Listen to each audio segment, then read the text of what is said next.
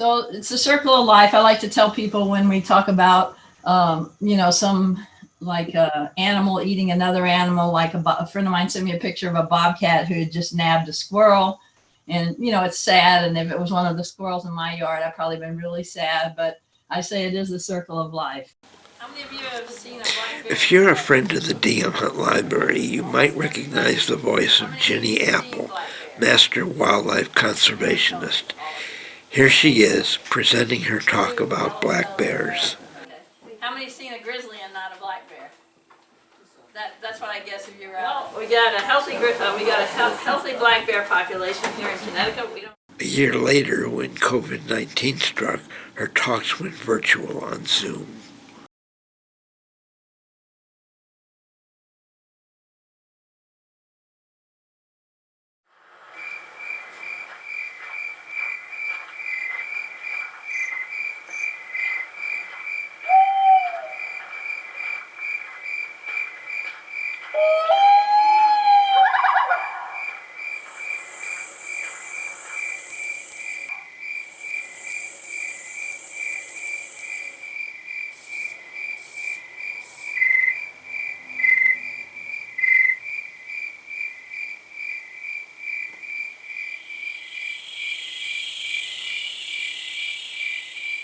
Many animals do work the night shift because darkness offers them protection from the heat of the day and the danger of being seen. Others seek darkness to hide from predators.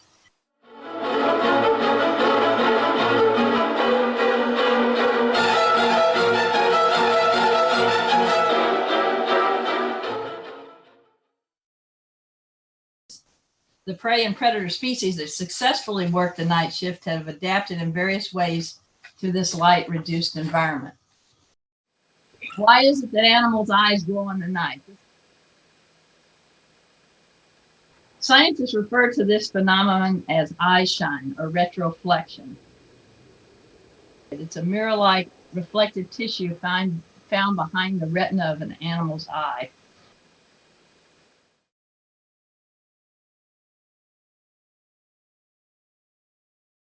Some animals have successfully adapted to the night shift with this enhanced ability to see at night. Different species, as you can see, have different colors of eye shine. A rabbit's eye shine is red, but a deer is silvery white or yellow, while a Labrador retriever usually has a green eyes. And many of the owls, as you see, have like either a yellowish or an orange eye.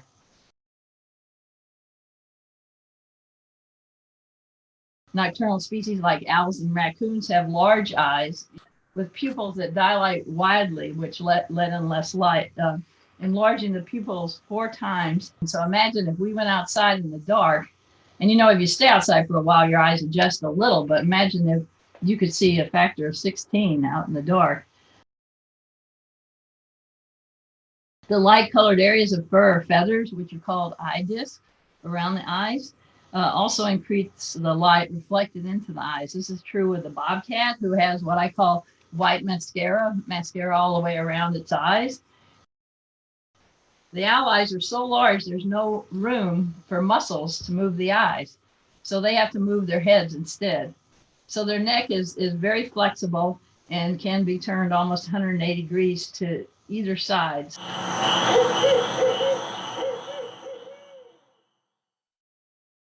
Despite large eyes, owls do not rely on their sight to hunt. An owl can locate and nab prey unerringly using only its finely tuned sense of hearing.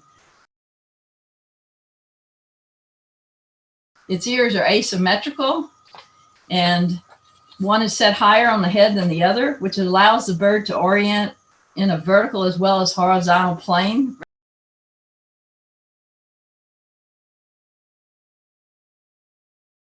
Research has shown that a barn owl, which is this one shown here, and it is an endangered species in Connecticut, if it's sitting 10 feet away from a mouse in an unlit barn, it can locate that mouse accurately within 3 inches.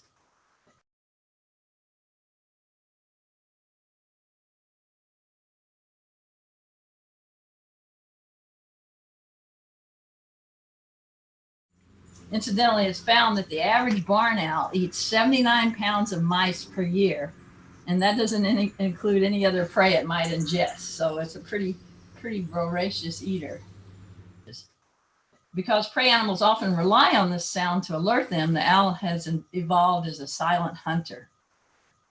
They have wide rounded wings and soft feathers, so it flies soundlessly. I've heard them in the forest, and I didn't hear them actually. I mean, I've seen them in the forest. They also hunt in the same terrain, and this is really interesting, night after night. So they rely on the knowledge of that terrain to aid in their hunt. Okay, so I'm trying to show you some of the animals that make a lot of the noises, and many of these nocturnal animals. Some of these mammals are familiar to people, while others are rarely seen. The banded masked raccoon is a well-known nocturnal hunter. If you have garbage out or if you have birdseed, you've probably seen a lot of them.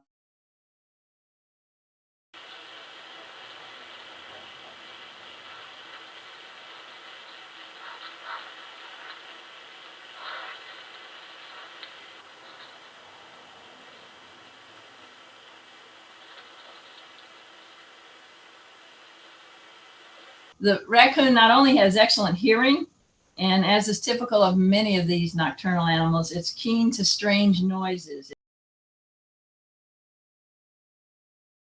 It has excellent night vision, although it is colorblind. Its tactile sense of feeling sets it apart from other carnivores, however.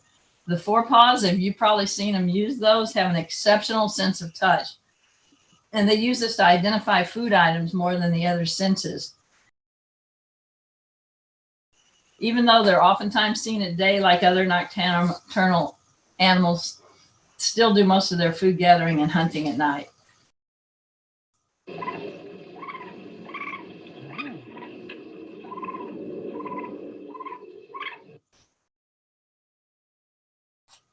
So sly, screamy foxes. I really love fox. I was able to watch a lot of them this winter. We had milder winters, and smaller animals can get around better, even like a bobcat when there's not as much snow. So I think the small animals were ranging a little wider than they might otherwise. They can turn their ears, helping them locate prey by sound. So that's another asset. Their ears are really sensitive to low frequencies, and they can actually hear animals burrowing underground. Though they can be found hunting day or night, it's under cover of darkness where they're really lethal. They have well-developed sense of sight, hearing, touch, and smell. So all their senses are really heightened, and they use all of them to hunt.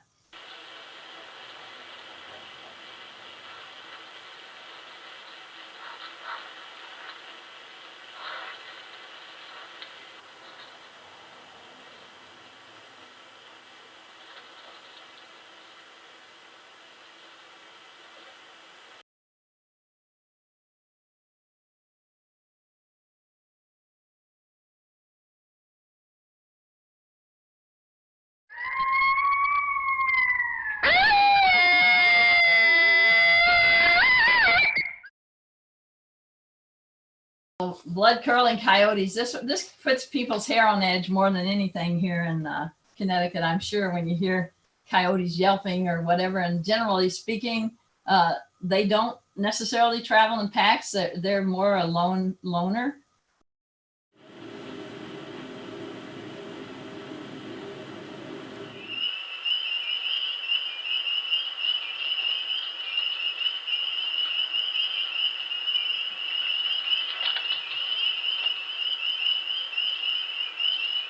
They will pack up if it's been hard to find food, and they'll help each other take down a deer or something, say in the winter.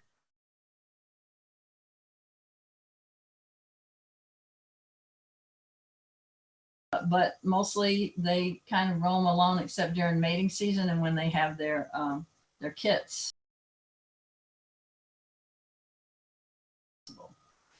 And it is said that a coyote can detect hunters coming from a mile away or even more, and they can run up to 35 miles per hour. Though equipped with their own unique defenses, both the skunk and the porcupine prefer nighttime for foraging.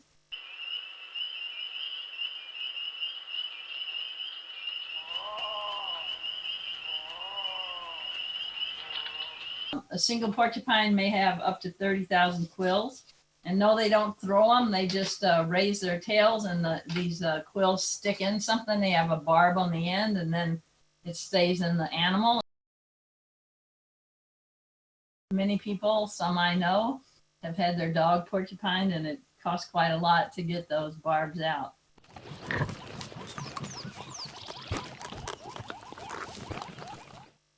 Porcupines have large front teeth, and they eat a lot of wood.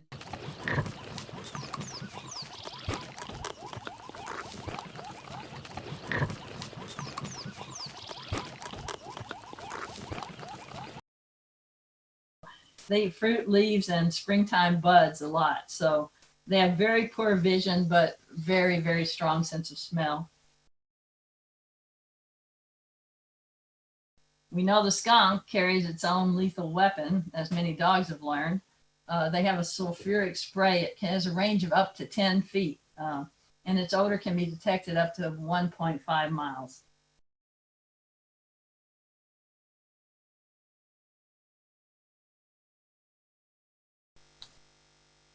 And here's the possum. We love possums now. I know a lot of people don't like possum, but possum eat a lot of ticks. They eat like around 5,000 ticks a month. I don't know how people count that, but that's what I'm told.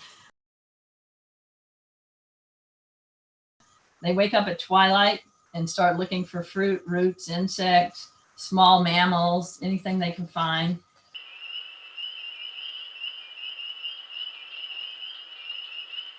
They have very few defenses, but beyond its habit of playing dead when threatened.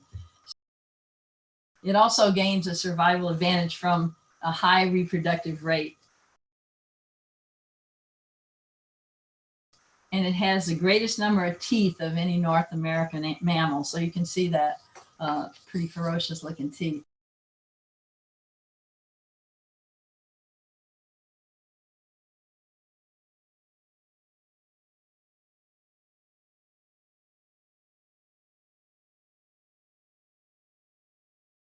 So bats everywhere.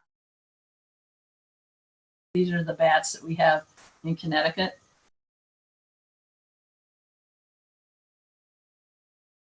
And thanks to Bram Stoker and his novel Dracula and other literature that demonizes bats, our impressions of this mammal are mostly that it is creepy and is looking to bite you and give you rabies. This is pretty far from the truth.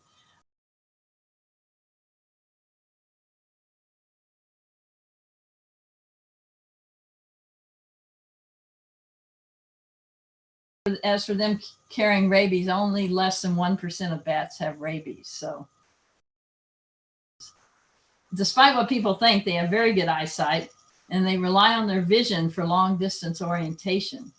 But for short distance navigation and catching food at night, they use echolocation. It's kind of like a sonar system for bats. Detection, pursuit, and capture of an insect takes about 1 second. Night insects have the most to fear from bats. Each night, bats eat their body weight or more in insects, numbering in the thousands. So that's why we like them around, to eat all those mosquitoes. Their insect-heavy diet helps foresters and farmers protect their crops from pests. There's about 80 medicines come from plants that rely on bats for their survival. So that's interesting, another good thing to know about bats. Well, I love this little critter. It's like a flying squirrel. They're our only flying mammal. And the flying squirrel doesn't really flap its wings and fly. It can glide, but only for short distances. They might more appropriately be called gliding squirrels because that's what they do. They glide from one spot to the other. They have a special membrane between their front and back legs, as you can see here, that allows them to glide through the air between the trees. When a flying squirrel wants to travel to another tree without touching the ground, it launches itself from a high branch and spreads its limbs out so the gliding membrane is exposed. And it just uses very slight movements of the legs to steer, and the tail acts as a brake upon reaching its destination. Bobcats have keen senses of vision and hearing, again, as all night creatures generally do. They have a very developed sense of smell as well.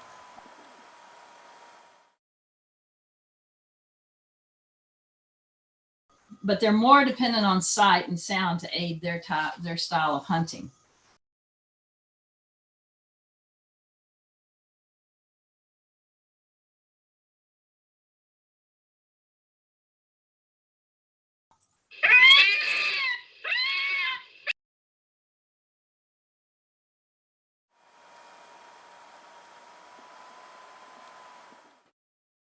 The fisher, again, is a mid-sized carnivore, the second largest member of the weasel family in Connecticut.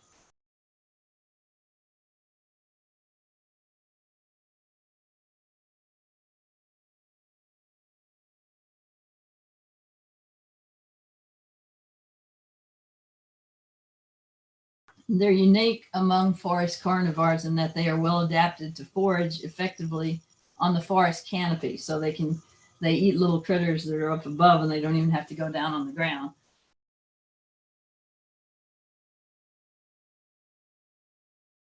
So this is something you're probably not going to see at night, but you can see at dawn and dusk if you know where there's a beaver dam and a beaver lodge.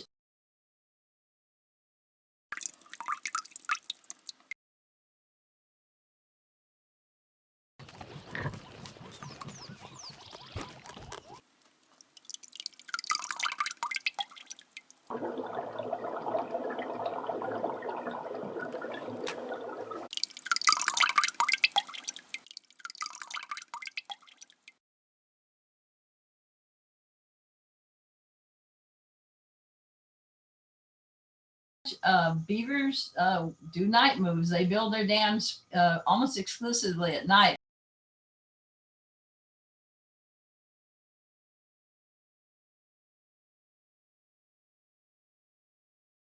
So here's the rest of us. We have minks, we have weasels in Connecticut. They're really cute.